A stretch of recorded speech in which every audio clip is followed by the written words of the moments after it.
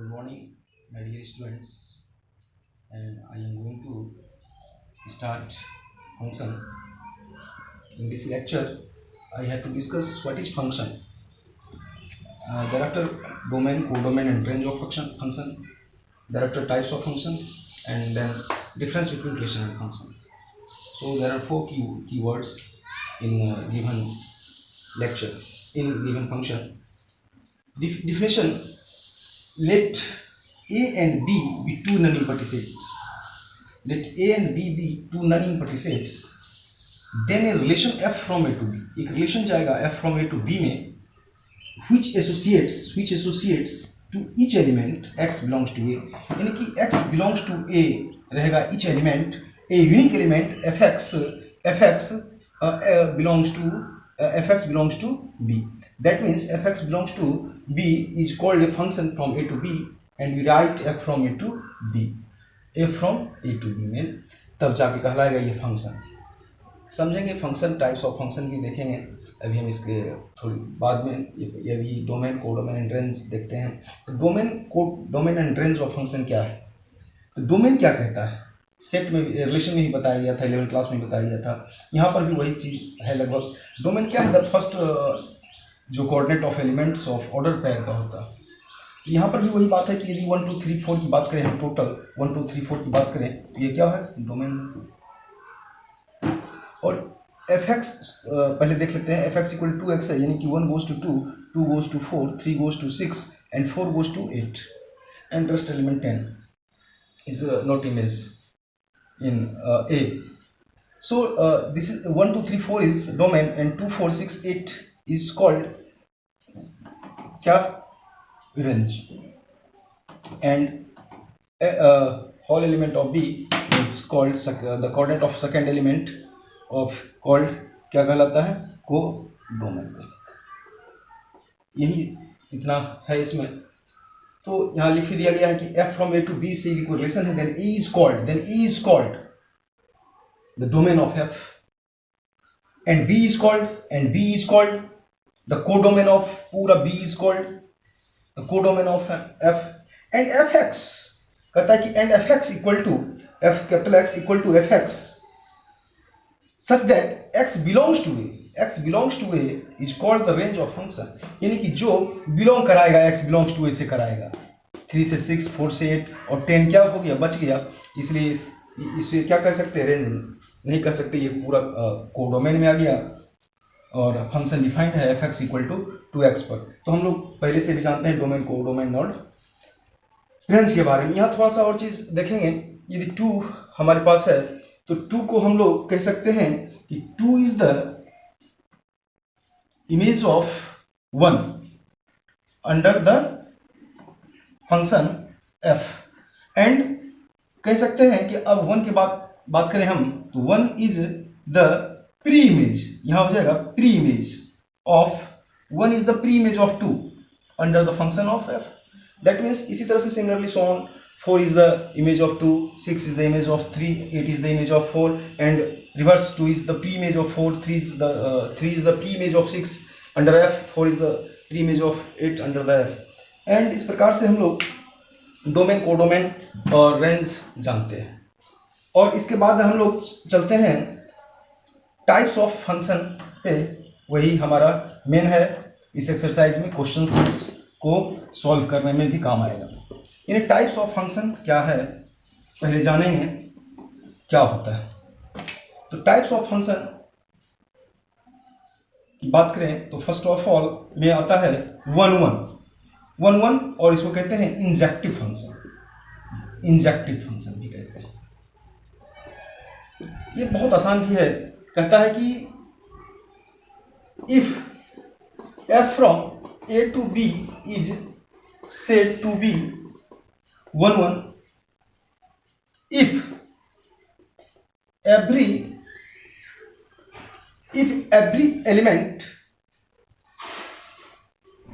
is distinct, if every element of A is distinct image in B. इस तरह से हो सकता है. या दूसरे वर्ड में ऐसे भी कर सकते हैं कि if function f from a to b said to be 1 1 1 1 if f x1 is equal to x2, ये भी होता है, that means x1 equal to x2 in other hand में कह सकते हैं और अदर कह सकते हैं कि सेम लिखना जरूरी नहीं उतना। If F from A to B से टू बी 1 1 इफ यहाँ से 1 1 if F X one equal to F X two, दूसरे शब्दों में भी इसे डिफाइन कर सकते हैं। और यहाँ पर क्या है कि f from A to B से to B 1 1 if every element of A is distinct image in B में बनाएगा। एग्जाम्पल यदि हम बात करें, एग्जाम्पल की बात करें यहाँ पर, यदि ए बी सी ले लिए 1 2 3 ले लेते हैं तो 1 goes to A goes to 1 B goes to 2 C goes to 3 और एफ ये फंक्शन है यहाँ पर ए बी में गया है फंक्शन ए टू बी में, F from A to B में फंक्शन गया। देखते हैं कि यहाँ पर जो टोटल इमेज है, ए का इमेज है, बी का इमेज है, सी का, यदि हम यहाँ पर 4 रख दें, कहें कि क्या अब क्या होगा, ये आगे इस पर भी चर्चा करेंगे हम। दैट मीन्स किस तरह का ये फंक्शन हो जाएगा यहाँ पर। लेकिन 1 1 होने के लिए क्या चाहिए, एक भी नहीं बचना चाहिए, यानी कि सी का भी इसका भी नहीं बचना चाहिए, यानी कि इस पर भी यदि यहाँ पर हम डी रख दें, अब यहाँ पर डी रख दें, इसका इमेज नहीं बन रहा है वहाँ पर, दैट मीन्स 1 1 इमेज को यह प्रूफ नहीं कर पाएगा। और हम लोग मैपिंग पर भी, ग्राफिंग पर भी देखेंगे चेक करके इसके बाद कि कैसे फंक्शन को हम लोग पहचान पाएंगे 1 1 फंक्शन है। मैपिंग के द्वारा देखें कि A goes to 1 B goes to 2 C goes to 3 और यदि एवरी एलिमेंट क्या है said to B 1 1 if every element of A is distinct image in B में यदि बनाता है तभी वह 1 1 होता है। फिर आगे चलते हैं, नेक्स्ट हमारा मेनी वन से ही पता चलता है कि फंक्शन कैसा होने वाला है। मेनी वन का मतलब क्या हुआ, मेनी वन फंक्शन वही if a function F from A to B is said to be many one, यहां से कह सकते हैं कि said to be many one if 2 और more than, if 2 or more than 2 elements in A have the same image in B। यहां पर देखेंगे a function f from A to B is said to be many one if 2 or more than, 2 और या 2 से अधिक element, 2 elements in किस में, ए में हो, हैव द सेम इमेज, और किस में बनाएगा, बी में बनाएगा। यदि हम फंक्शन को डिफाइन कर दिए f equal to X square पर, और आप यदि देखेंगे यहाँ पर मैंने 1 ले लिया तो -1 का होल स्क्वायर 1 ही होगा, 1 का स्क्वायर क्या हो जाएगा 1 होगा, 2 का क्या हो जाएगा यहाँ पर 4 हो जाएगा, और फिर यदि हम 3 लें तो 3 का क्या हो जाएगा 9 हो जाएगा। तो देखते हैं कि -1 का, सॉरी एक ही रखना जरूरी है, -1 का 1 और 1 का भी 1 हो गया यहाँ पर, और 2 का 4 6 3 का 9, सब बना रहा है इमेज। ये 1 1 है नहीं है, 1 1 क्यों नहीं है, क्योंकि यहाँ पर मैंने जो डिफिनेशन लिखा है कि एक का इमेज एक ही बनेगा, डिस्टिंक्ट इमेज बनाएगा ए का बी के साथ। लेकिन यहाँ पर क्या है कि मेनी वन इफ 2 और more then 2 elements, more than 2 elements, यहाँ पर -2 भी रख सकते थे, यदि -2 भी यदि हम रख दें यहाँ पर तो भी क्या हो जाएगा, यहाँ पर देखेंगे कि यह किसमें जाएगा 4 में ही जाएगा, -2 भी रख दिया तो दैट मीन्स -3 भी रख दिया, तो 2 मोर देन 2 एलिमेंट्स, 2 और मोर देन 2 एलिमेंट्स जब हो इन ए में हैव द सेम इमेज, और सेम इमेज बनाया, -1 का भी इमेज 1 है और 1 का भी इमेज क्या है, यहाँ पर 1 का भी इमेज -1 है और ये 1 का भी इमेज यहाँ पर 1 है और -1 ही है, दोनों सेम इमेज बना रहा है। दैट मीन्स कह सकते हैं कि यह है, इस तरह से यह क्या हो जाएगा, मेनी वन फंक्शन हो जाएगा। नेक्स्ट चलते हैं हम लोग ऑनटो पे, ऑनटो फंक्शन और इनटू फंक्शन, ये दोनों में क्या है अंतर, यह भी देखेंगे। पहले डिफिनेशन के द्वारा देखेंगे ऑनटो फंक्शन, जिसको हम लोग सर्जेक्टिव भी कहते हैं। वही बात है कि if a function f from A to B is said to be onto if every element in B has at least pre-image in B, ऐसा है। आप इसको कह सकते हैं कि f is onto, यदि बात करें हम रेंज बराबर हो जाए किसके, बी के, रेंज बराबर हो जाए बी के, और लिख सकते हैं हम लोग वाइस वर्सा है, यदि रेंज और बी किसको हम लोग कहे थे, कोडोमेन को, यदि कोडोमेन बराबर हो जाए। इस तरह से फंक्शन हम लोग डिफाइन करें। फिर से ए बी को किसी पर ले सकते हैं, एफ एक्स इक्वल टू मान लेते हैं एक्स स्क्वायर पर ले लें, तो 1 1 2 यहाँ पर 4 3 9, 1 goes to 1 2 goes to 4 3 goes to 9। अब ये 1 1 ही फंक्शन है, क्लियर है, 1 1 है, मेनी 1 नहीं है, 1 1 भी फंक्शन है। लेकिन अब यहाँ पर क्या कह रहा है कि रेंज, आप इसकी बात करें तो डोमेन हमारे पास क्या है, 1 2 3 है। डोमेन क्या है, 1 2 3 है। यदि आपसे पूछे कोडोमेन क्या है, इसमें कोडोमेन क्या बताएंगे, 1 2 3। अब रेंज क्या बताएंगे, 149 और 149, यानी कि सेम है। इस कभी कभी क्या होता है कि जब सेम आ जाएगा, ऐसा नहीं कि हर कंडीशंस में ऐसा आएगा, ये कोडोमेन और रेंज यहाँ पर क्या है, सेम है। हर फंक्शन के लिए ऐसा नहीं हो सकता। यानी ऑन्टो में define according to the definition में है कि range is equal to B, that means range is equal to B means total codomain. इसलिए कह सकते हैं कि range is equal to codomain. इतना याद रखेंगे तो यही काफी है, ये डिफिनेशन याद ना भी रहे। एफ इज वन तो कब होगा, जब implies and implies range is equal to F and range equal to codomain भी कह सकते हैं। तो यह क्या हो सकता है, एफ इज ऑन्टो हो सकता है फंक्शन। यानी कि समझ गए होंगे इस तरह से ऑन्टो हो सकता है, दोनों सेम एलिमेंट रहेगा, एक भी एलिमेंट नहीं बचना चाहिए, तब जाके ही होगा। यहाँ पर ये इसको बराबर होना होगा रेंज को, किसके, कोडोमेन के, या तो बी के, तब होगा। और इसके बाद हम लोग चलते हैं इनटू फंक्शन के बारे में। इनटू फंक्शन क्या कहता है,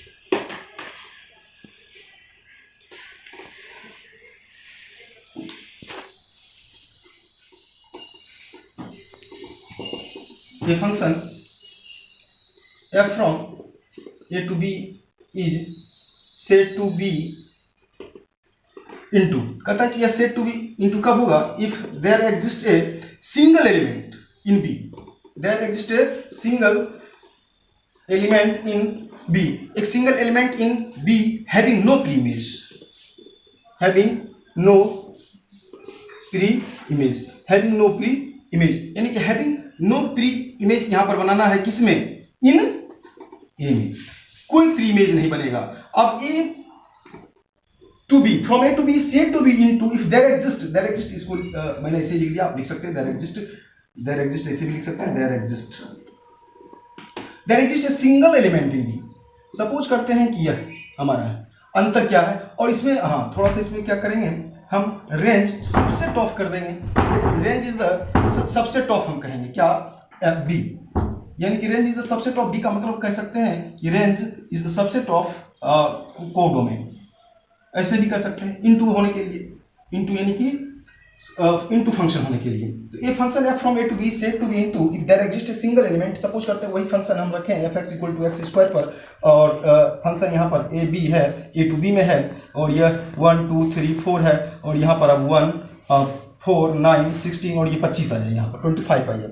अब क्या देखिए यहाँ पर कि डोमेन 1 2 3 4 है। यहाँ पर यदि बात करें हम रेंज की क्या बात, सॉरी 1 2 1 2 4 3 9 4 16, यहाँ पर अब 25 बच गया, 25 रेस्ट एलिमेंट्स है यहाँ पर बी में, तो 25 जब रेस्ट एलिमेंट है, और हम कह सकते हैं कि 1 4 9 16 क्या है यहाँ पर हमारा, यह रेंज, और ये पूरा बी का एलिमेंट, यानी कि कहें कि 1 4 9 16 25, यह क्या है, यह कोडोमेन है।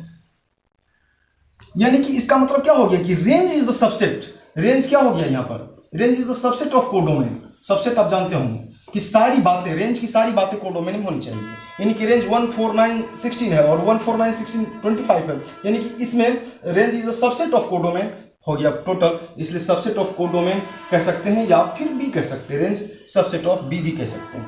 इस तरह से इसको हम कह सकते हैं, यह क्या है, इनटू फंक्शन भी है। इनटू फंक्शन का एक और एग्जांपल लेके यदि हम समझे, इस तरह से कोई डिफाइन किया हुआ एग्जांपल है। सपोज करते हैं F X equal to X minus 1 है, और हम एक ए ले लेते हैं, एक कोई ले लें 1 2 3 4 ले लें, और यहाँ पर b इक्वल टू, अब बात करें यदि 1 लेंगे तो क्या हो जाएगा, यहाँ पर 0 2 लेंगे तो क्या हो जाएगा 1, 3 लेंगे तो 2, 4 लेंगे तो क्या हो जाएगा 3, एक 5 भी ले लेते हैं। और इस पर अब देखते हैं मैपिंग करके हम लोग, यानी कि एफ एक्स इक्वल टू क्या हो गया, एक्स माइनस 1, और ए गोज टू बी में है यह रिलेशन, तो यहाँ पर यदि 1 2 3 4 है, यहाँ पर 0 1 2 3 5, 0 1 2 3 5, यहाँ पर क्या देखेंगे फिर, एक लिया तो 0 2 से 1 3 से 2, 4 से 3 एंड सिंगल एलिमेंट 5 है ही नहीं, यहाँ 1 2 3 4 और इसका क्या हो गया, इमेज है ही नहीं। जब ऐसा हो जाए तब पर भी सेम एग्जांपल्स था दोनों इनटू का, फिर से एक एग्जांपल देके समझाया गया इनटू फंक्शन को यहाँ पर, इसलिए इनटू फंक्शन भी हमारा क्लियर हो गया कि इनटू फंक्शन को हम लोग कैसे क्लियर कर पाएंगे। लेकिन अब थोड़ा सा हम लोग चलेंगे difference between relation and function, sorry एक बाइजेक्टिव फंक्शन बच गया, बाइजेक्टिव फंक्शन।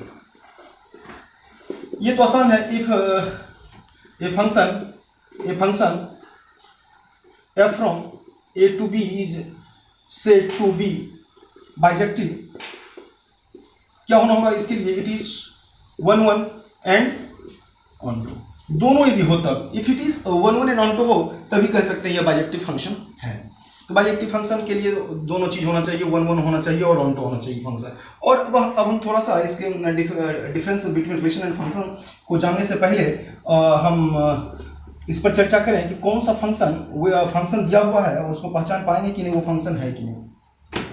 सपोज करते हैं कि इस तरह से फंक्शन है, 2-4 फंक्शन हम ले लेते हैं ए बी, और यहाँ पर 1 2 3 4, यहाँ पर फिर F X equal to X square पर कर दें 1 4 9 16, और फिर यहाँ पर F X equal to 2x 8 ले लेते हैं, तो ये 1 2 3 4 और यहाँ पर हो जाएगा 2 4 6 और ये 8 हो जाएगा।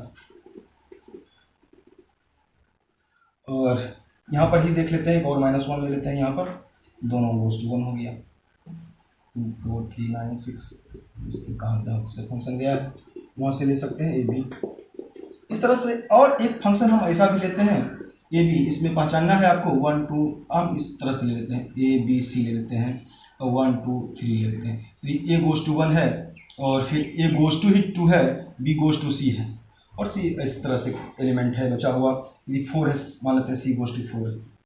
इस तरह से हमें यदि पहचानना पड़े इसमें फंक्शन कौन सा फंक्शन है या कौन सा फंक्शन नहीं है, तो यहाँ से सबसे पहले इसकी यदि बात करें तो सारे एलिमेंट्स एक इमेज बना रहे हैं, 1 2 2 2 का 4 3 का 6 4 का 8, तो कह सकते हैं ये फंक्शन तो है।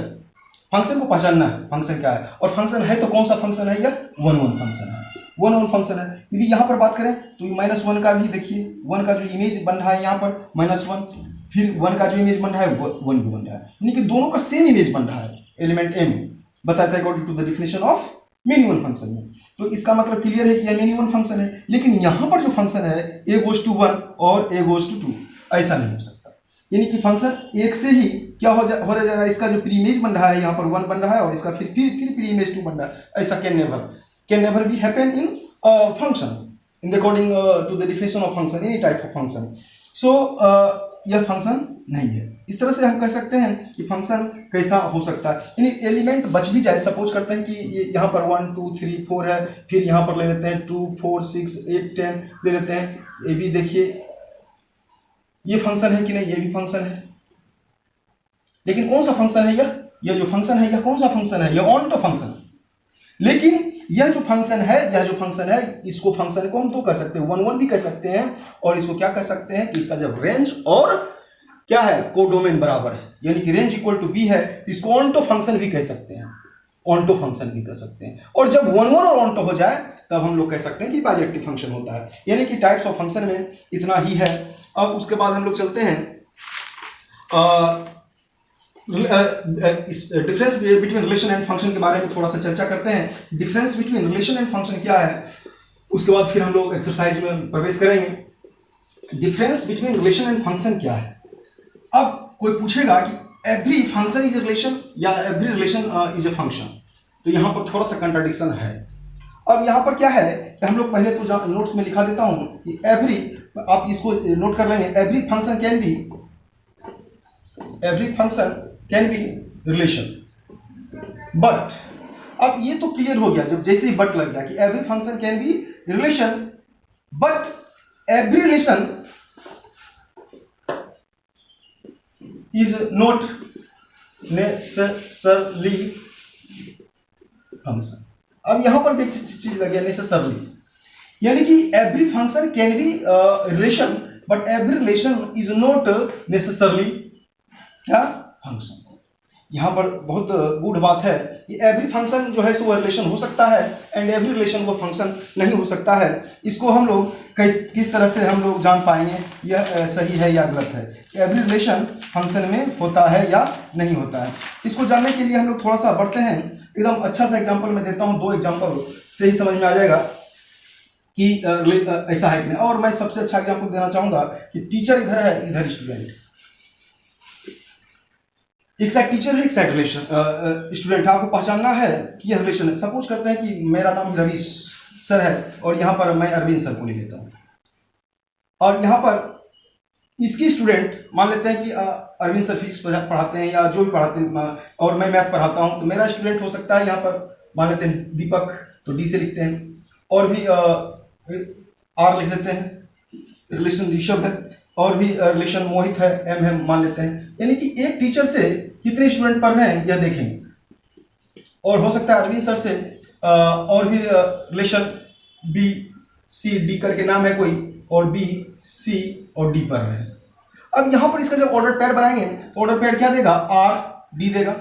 एक रिलेशन फाइंड आउट हो रहा है, और फिर क्या हो रहा है, आर से आर की ओर जा रहा है, फिर आर से क्या हो जा रहा है, एम की ओर जा रहा है, और फिर एक दूसरा जो यहाँ पर रिलेशन बना है R1 और R2, एक रिलेशन बना है क्या, आर ए बी, फिर क्या बन रहा है, ए सी बन रहा है, फिर ए डी बन रहा है। इस तरह से रिलेशन बन रहा है। अब यहाँ पर देखेंगे कि इसको क्या कोई कह सकता है फंक्शन है? फंक्शन नहीं है। फंक्शन तो है लेकिन रिलेशन नहीं, सॉरी रिलेशन है लेकिन यह फंक्शन नहीं है। रिलेशन बन रहा है। रिलेशन कैसे बन रहा है कि एक टीचर से 3 4 5 बच्चे बहुत सारी क्लास के पढ़ सकते हैं, ये क्लियर बात है यहाँ पर। और फंक्शन में ऐसा बात नहीं हो सकता, फंक्शन जस्ट इसका उल्टा है। और यहाँ पर फिर भी एक और गुरु जी लिए, फिर एक और सर ले लेते हैं हम, कोई भी और टीचर्स ले लेते हैं, तो A goes to B, B A goes to C and A goes to D, यानी बहुत सारे स्टूडेंट्स जो है सो टीचर से पढ़ रहे हैं। फिर और भी वंदना जी का ले लेते हैं ना, वो भी बायोलॉजी स्टूडेंट्स पढ़ रहे हैं उससे। That means there are many type of, there are some teachers in function A and there are many students in function B. तो कहने का मतलब है कि इस तरह से जो रिलेशन फाइंड आउट हुआ, और हम यदि कहें कि इस तरह से जो अभी फंक्शन पढ़ा कि 1 2 3 है और 1 गोज टू 1 है और 1 गोज टू ही 2 हो जाना चाहिए, ऐसा हो ही नहीं सकता है। तो यहाँ पर क्लियर है कि every function can be relation, ये जितने भी फंक्शन होंगे वो रिलेशन होंगे, but every relation is not necessarily to function. इससे क्लियर हो जाना चाहिए। और एक एग्जाम्पल हम यहाँ पर शो करें, किसके लिए, फंक्शन के लिए एक रिलेशन को फाइंड आउट करें। हम यहाँ पर देखेंगे कि ए बी है, सी है, डी है, इस तरह से, और यहाँ पर आर है, और यहाँ पर मान लेते हैं कि बी, आर से रवि, बी से बबलू जी का नाम ले लेते हैं, यहाँ पर है, ये फादर है, और यहाँ पर सन है, डॉटर, यानी कि यहाँ पर कह सकते हैं कि यहाँ पर सन है या डॉटर है, जो भी, ये पेरेंट्स हो गए। अब यहां पर क्या हो सकता है, ए बी है, इस तरह से देखेंगे, ए और बी का पिता आर हो सकता है, सी और डी का पिता क्या हो सकता है, बी हो सकता है। दैट मीन्स इस तरह का जो कंडीशंस है, यह क्या है, यह फंक्शन है। यह बिल्कुल क्या है, फंक्शन है। रिलेशन तो होगा, फंक्शन है, जो फंक्शन है वो रिलेशन होगा। लेकिन जो प्रीवियस एग्जांपल में मैंने देखा था, जो रिलेशन था वो फंक्शन नहीं था। लेकिन यहां पर क्या हो गया कि यदि आर है, यदि मैं हूं, तो मेरे 2 संतान हैं, ए और बी। ए और बी के 2 पिता नहीं हो सकते, ए और बी के एक ही पिता हो सकते, ए बी सी के एक ही पिता हो सकते हैं। और बाय द वे फिर सी और डी है दूसरा, तो सी के पिता बी हो सकते हैं, डी के पिता बी हो सकते हैं, यानी फादर। दैट मीन्स इस तरह का जो रिलेशन बन रहा है यहाँ पर, इससे क्लियर है कि यह जो फंक्शन है वह रिलेशन भी है, लेकिन पहला वाला रिलेशन था और फंक्शन नहीं था। बिल्कुल इजी टाइप में हम लोग समझे कि difference between relation and function में क्या हो सकता है। आज का लेक्चर शायद इतना ही रहने देते हैं। थोड़ा सा और मुझे लगता है बता दें, यहाँ पर एक और चीज़ है, उसको हम देख ही लें। वर्टिकल लाइन टेस्ट है, वर्टिकल लाइन टेस्ट है। इसको भी ग्राफिकल यदि हम शो करें, ग्राफिकल यदि हम जाएं और यहाँ पर कोई पैराबोलिक है और y इक्वल टू सपोज करते हैं x स्क्वायर, इस तरह से एक फंक्शन है f(x) इक्वल टू भी मान सकते हैं, y या y इक्वल टू कोई चलेगा, y equal to X square या f equal to X square यदि हम फंक्शन को माने। और इस पर क्या वर्टिकल लाइन टेस्ट का मतलब, यदि इस पर एक लाइन हम यहाँ पर टच नहीं किए, एक लाइन यदि टच हो जाए वर्टिकल लाइन और इस पर एक ही बने, दैट मीन्स एक ही बने, एक ही लाइन कट करे, तो यह क्या हो जाएगा, फंक्शन होगा, अदरवाइज फंक्शन नहीं होगा। यदि हम बात करें इस तरह से, यदि हमारे पास है और इसके बाद अब टच करें, तो यहाँ क्या देखते हैं, दो लाइन को टच कर रहा है, दो लाइन को टच नहीं करना है, यानी एक लाइन को टच कर रहा है, एक लाइन को इंटरसेक्ट कर रहा है किसी भी पॉइंट पर, तो ये क्या है, फंक्शन है, अदरवाइज फंक्शन ये नहीं हो सकता है। यानी कि इसका जो ग्राफ था यह F X equal to under root plus minus root X का है। इस तरह से ये वर्टिकल लाइन टेस्ट है, ये वर्टिकल लाइन को टेस्ट किए, जब देखेंगे एक सिंगल पॉइंट पर हमने क्रॉस करवाया तो यहाँ पर ये फंक्शन हो गया, और जब जैसे ही ये पैराबोलिक जो है सो टू लाइन पे कट किया, एक प्लस पर एक माइनस साइड में निगेटिव विटी में गया, एक पॉजिटिविटी में गया, दोनों साइड इंटरसेक्ट कर गया, तो ये फंक्शन नहीं हो सकता। इसी तरह से एक हॉरिजॉन्टल लाइन टेस्ट भी है। हॉरिजॉन्टल लाइन टेस्ट में क्या है देखेंगे, हॉरिजॉन्टल लाइन टेस्ट है, यानी फंक्शन को हम ग्राफिकली भी हम लोग चेक कर सकते हैं। यानी किस तरह से हॉरिजॉन्टल लाइन है और इस तरह से यहाँ पर गया, यानी कि आप इसका F X equal to 2x + 1 का ग्राफ है, ये सपोज है ही, और यहाँ पर ये सब लिखना जरूरी नहीं, ये एक्स एक्सिस है, और इसके पैरेलल में, एक्स एक्सिस के पैरेलल में मैंने एक हॉरिजॉन्टल लाइन ड्रॉ कर दिया। ये ग्राफ है, ये लीनियर इक्वेशन का ग्राफ आप जानते हो कैसा होता है, स्ट्रेट लाइन होता है, और इस पर मैंने हॉरिजॉन्टल लाइन को ड्रॉ करवाया। हॉरिजॉन्टल लाइन को जब ड्रॉ करवाया तो क्या होगा, एक इंटरसेक्शन पर चाहे कुछ भी मिले, यहाँ पर जो भी मिलेगा रिलेशन एक ही मिलेगा। लेकिन अब यदि बात करें हम कि इस तरह से हमारा है, इस तरह से है, इस तरह से रिलेशन है, और इसको हॉरिजॉन्टल लाइन ड्रॉ करवाए तो क्या हो गया, दो लाइन को इंटरसेक्ट कर गया, यहाँ पर ये दो लाइन को इंटरसेक्ट कर गया, यानी कि F X equal to X square का है ये है, लेकिन यह क्या हो गया, फंक्शन नहीं होगा, यह फंक्शन होगा, यह फंक्शन होगा, यह फंक्शन नहीं होगा। दैट मीन्स यह जो है सो हॉरिजॉन्टल लाइन टेस्ट है या वर्टिकल लाइन टेस्ट में, यह भी क्लियर समझ गए। और तब हम लोग अगले वीडियो में डायरेक्ट हम लोग आएंगे चैप्टर पे। तो thanks, have a nice day and time. I hope you will sure understand this lecture, and again I will proceed next topic. Thank you.